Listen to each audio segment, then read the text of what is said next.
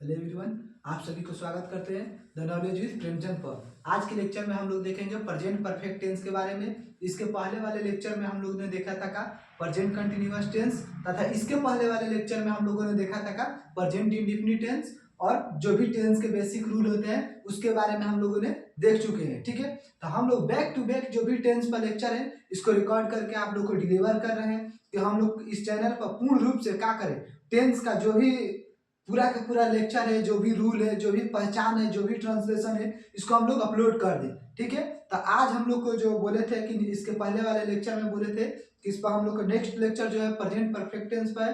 तो आज चलिए हम लोग बिना देर किए हुए का शुरुआत करते हैं कि प्रेजेंट परफेक्ट टेंस किसे कहते हैं, प्रेजेंट परफेक्ट टेंस का जो पहचान होता है, प्रेजेंट परफेक्ट टेंस पर बनने वाले जो भी रूल होते हैं, जो भी हम लोग का हेल्पिंग वर्ब है इसका यूज, इस पे बनने वाले जो भी सेंटेंस है इसके, और जो भी इस पे हम लोग के होने वाले जो भी रूल है, इस पे होने वाले इम्प्लीमेंट्स जो भी सेंटेंस है इसको हम लोग देखेंगे। ठीक है, तो चलिए क्या करते हैं, शुरुआत करते हैं। सबसे पहले प्रेजेंट परफेक्ट टेंस। परफेक्ट का मतलब भी होता है क्या कि कोई भी काम का हो, पूर्ण हो चुका है। ठीक है, तो चलिए शुरुआत करते हैं। तो सबसे पहले देखेंगे क्या प्रेजेंट परफेक्ट टेंस। तो this tense is used to any work complete. Complete के मतलब क्या होता है, कंप्लीट का मतलब होता है क्या पूर्ण, कि कोई काम का पूर्ण, एंड रिलेटेड माने उससे संबंधित, विथ माने के साथ, प्रेजेंट टाइम।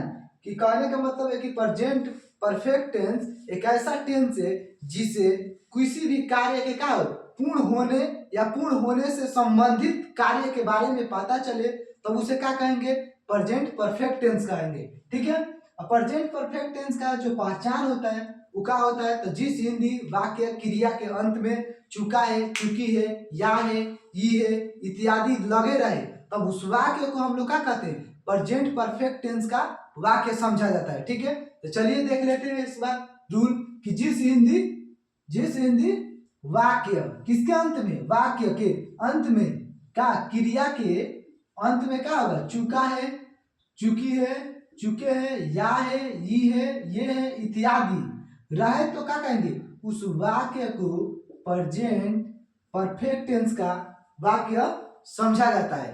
ठीक है, तो इस प्रकार के अगर जिस भी क्रिया के अंत में अगर क्या है लगा रहेगा का चुका है, चुकी है, अगर इस प्रकार के अगर आप लोग को सेंटेंस दिख रहा है तो आप लोग सीधे इस बात को हम लोग कहाँ डिकोड करेंगे कि यह किस टेंस का है पहचान, तो सीधे प्रेजेंट परफेक्ट टेंस का पहचान है। ठीक है, चलिए अब इसके बाद हम लोग क्या करेंगे, रूल को देखेंगे। रूल क्या है, थोड़ा सा यहाँ रूल को देखेंगे।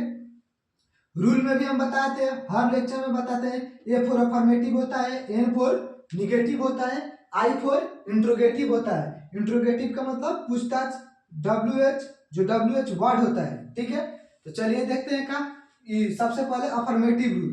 तो प्रेजेंट परफेक्ट टेंस का affirmative rule, subject plus have या has plus verb three plus object. ठीक है, तो बात यहाँ पर आता है का वर्ब थ्री। अब बात रह गया का वर्ब थ्री, इसके पहले वाले V1, V2, V3, V4, V5 हम लोग इसके पहले वाले प्रेजेंट कंटिन्यूअस टेंस में वर्ब फोर के बारे में पढ़े थे। तो वर्ब फोर क्या होता है, तो वर्ब फोर होता है कि जिसमें ing लगा के बनाया जाता है। लेकिन वर्ब थ्री क्या होता है, तो वर्ब थ्री ज्यादातर वर्ब थ्री ed या en लगा के बनाते हैं। जैसे लाफ है तो लाफ हो जाता है, ईट के ईटन हो जाता है। तो आप लोग को बिना मतलब कि बिना वर्ब थ्री के हम लोग का प्रेजेंट परफेक्ट जो टेंस है ये कंप्लीट नहीं होगा। तो आप लोग को 100 से 150 वर्ड मीनिंग का वर्ब थ्री याद कर लेना है। ठीक है, आप कहीं से भी याद करिए, चाहे यूट्यूब से याद करिए या हम लोग इस पर एक अलग से सेपरेट लेक्चर ला देंगे वर्ब थ्री को समझा के कि कैसे हम लोग को निमोनिक्स के साथ की वर्ब थ्री याद करना है। ठीक है, हम ही याद करवा देंगे यहीं पर। ठीक है, लेकिन बिना वर्ब थ्री के काम नहीं चलने वाला है, किसमें, प्रेजेंट परफेक्ट टेंस में। ठीक है, तो यह मतलब मोटा मोटी ये बात याद रखिए कि वर्ब थ्री ईडी या en लगा के ज्यादातर बनाए जाते हैं मेजोरिटी रूप में।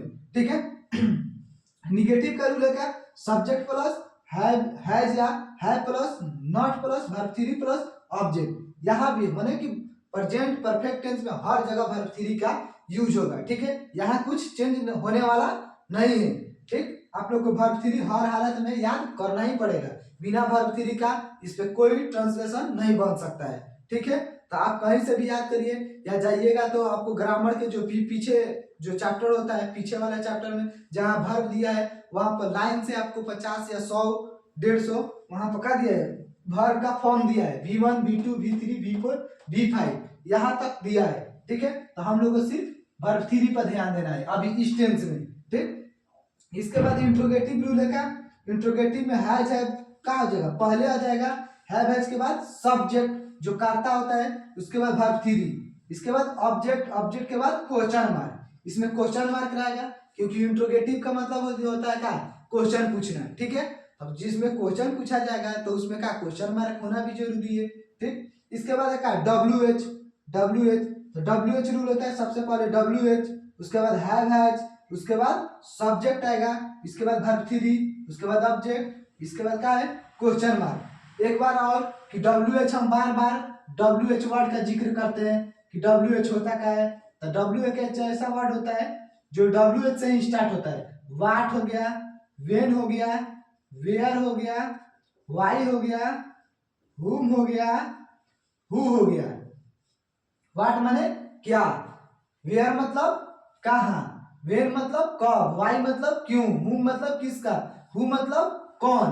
तो ये सब जो वर्ड होता है क्या होता है, WH होता है, इससे भी क्वेश्चन किया जाता है। ठीक है, तो ये आप लोग को याद रखना है। इतना बार हम इस अपने टेंथ के क्लास में इतना बार ये वर्ड को लिखवा दिए हैं कि आप लोग को याद हो जाएगा। ठीक है, हम पूरा इसको क्या करते हैं, रिवीजन करवाते चलते हैं। ठीक, अब इस पर जो बनने वाले अफर्मेटिव जो भी रूल है, इस पे बनने वाले अफर्मेटिव सेंटेंस को देखेंगे कि आई हैव स्पोक इंग्लिश, मैं इंग्लिश बोल चुका हूं। ठीक है, ही has not spoke English. Spoke का है, स्पीक का वर्ब 3 है, स्पीक का वर्ब 3 का है, स्पोकन बन गया है। ठीक है, स्पीक का वर्ब 3 का गया, स्पोकन हो गया है।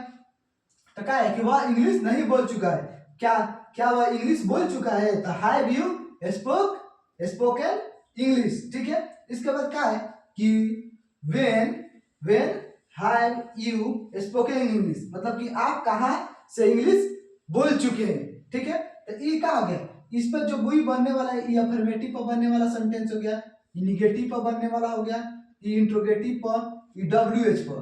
ठीक, इतना आप लोग के रूल के हिसाब से हम लोग इस पे जो भी सेंटेंस बनने वाला है, एग्जाम्पल है, इसको EX से भी दर्शाया जाता है, एग्जाम्पल यहाँ पर सीधे देख लिए। ठीक है, अब बात है का कि हम लोग को देखना है का कि हैव हैज क्या होता है। तो हैव हैज जो भी उस दिन बताए थे कि हैव हैज ही जो भी क्या होता है, is am are was were have has, ये भी क्या होता है, ये सब हेल्पिंग वर्ब होता है। तो हेल्पिंग वर्ब जो आज के हेल्पिंग वर्ब है का हैज है, तो हैज का प्रयोग कहाँ करेंगे, तो हैज का प्रयोग थर्ड पर्सन के लिए करेंगे। कहाँ, थर्ड पर्सन के लिए। थर्ड पर्सन में हम लोग का ही आ जाएगा, सी आ जाएगा, इट आ जाएगा, ये सब जो होता है सब्जेक्ट, इसके लिए या सिंगुलर नाउन आ गया, सिंगुलर नाउन आ जाएगा। तब क्या करेंगे हम लोग, हैज का प्रयोग करेंगे।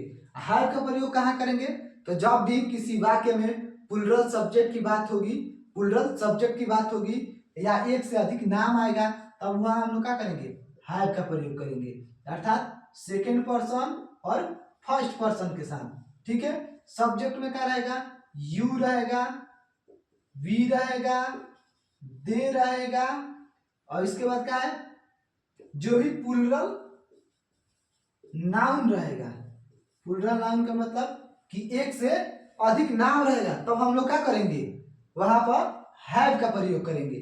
ठीक है, हैव का मतलब ये होता है का पास, हैव का मतलब ऐसे भी पास होता है। हैव हैज का प्रयोग हम लोग पास के किसी वस्तु के होने के लिए भी करते हैं, हैव हैज का प्रयोग। ठीक है, तो यहाँ से आप लोग पूरा आज क्लियर ही कर दिए कि हैव किसके साथ लगेगा और हैज किसके साथ लगेगा। ठीक है, अब इस पे जो भी बनने वाले सेंटेंस है, ये रूल को इम्प्लीमेंट करके यहाँ जो भी बनने वाले सेंटेंस है उसको देखेंगे। क्या है कि वह घर जा चुका है, तो वह के क्या होगा, ही गॉन, गो के गॉन टू हाउस, हाउस लिख सकते हैं, हाउस, वह घर जा चुका है। ठीक है, अब क्या है, वह घर नहीं जा चुका है, तो ही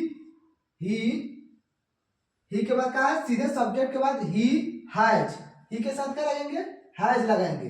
ठीक, यहाँ भी एक हम लोग का मिस प्रिंट हुआ है, ही हैज लगाना बोर्ड पर गया है, ठीक है। यहाँ भी ही सब्जेक्ट के साथ, सब्जेक्ट के बाद हम लोग सीधे हेल्पिंग वर्ब के ऊपर he has gone to house, ठीक है।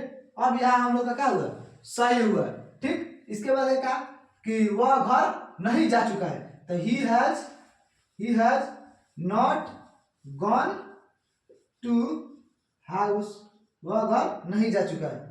क्या वह घर जा चुका है, तो यहाँ पर सबसे पहले क्या लगाएंगे, हैज लगाएंगे, has he gone to house, और लास्ट में क्वेश्चन मार्क, क्योंकि इंट्रोगेटिव सेंटेंस है, तो इंट्रोगेटिव सेंटेंस में हम लोग क्या करते हैं, WH के बाद जो भी इंट्रोगेटिव सेंटेंस है, इंट्रोगेटिव सेंटेंस माने प्रश्नवाचक, तो प्रश्नवाचक के बाद प्रश्न चिन्ह लगाना नेसेसरी रहता है, ठीक है। अब है क्या कि वह क्यों घर जा चुका है, वह क्यों घर जा चुका है, तो इसका बनाएंगे क्यों का हम लोग हिंदी जानते हैं, इंग्लिश का होता है, तो क्यों का इंग्लिश होता है वाई, वाई मतलब क्या होता है, क्यों होता है। तो सबसे पहले क्या करेंगे, लिखेंगे वाई। अब देखो, अब यहाँ पर सब्जेक्ट क्या हो गया, वह है, तो वह किस में इसमें आ रहा है, ही आ रहा है, तो ही के लिए हैज लगाएंगे, ठीक। तो why has he gone to house, वह क्यों घर जा चुका है। जैसे होता है ना, गो, वेंट, गॉन, गोइंग, गोज, ठीक है। गो का वर्ब 1, वर्ब 2, वर्ब 3, वर्ब 5, तो जो भी ये महत्वपूर्ण जो का है वर्ब 3 है, इसको हम लोग को क्या कर लेना है, 50 से 60 ज्यादातर प्रयास करके 100 वर्ब 3 हम लोग याद कर ले। इससे क्या होगा, ट्रांसलेशन बनाने में हमको ज्यादा दिक्कत नहीं होगा, ठीक है।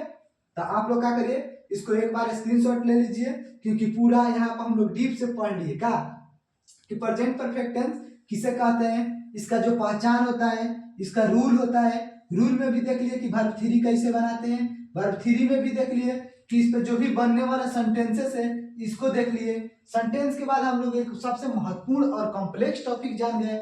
ज्यादातर बच्चों को हैव हैज के प्रयोग में डाउट रहता है कि हैव किसके साथ लगाएंगे, हैज किसके साथ लगाएंगे, ठीक है। तो यहाँ पर हम लोग हैव हैज भी आज क्लियर कर लिए, ठीक। हैव हैज क्लियर हो गया। इस पे बाद इस पे जो भी बनने वाला है हिंदी में सेंटेंस देख लिए, ये तो थोड़ा सा इंग्लिश में हो गया था, सीधे यहाँ पर रूल देके इंग्लिश में सेंटेंस बना लिए, तो इससे थोड़ा सा हम लोग को डाउट था मन में कि कैसे बनेगा, से डायरेक्ट का रूल से इंग्लिश कर दिए, लेकिन यहाँ पर हम लोग हिंदी से इंग्लिश में किए, तो अब हम लोग को पूरा एकदम समझ में आ गया होगा।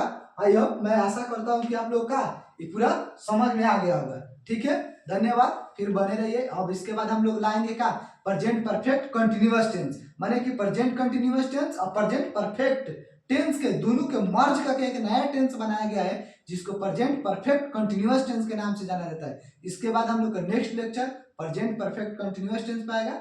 धन्यवाद, आप सभी को ऐसे ही बने रहिए टेंस के जो भी लेक्चर है इसमें। थैंक यू, धन्यवाद।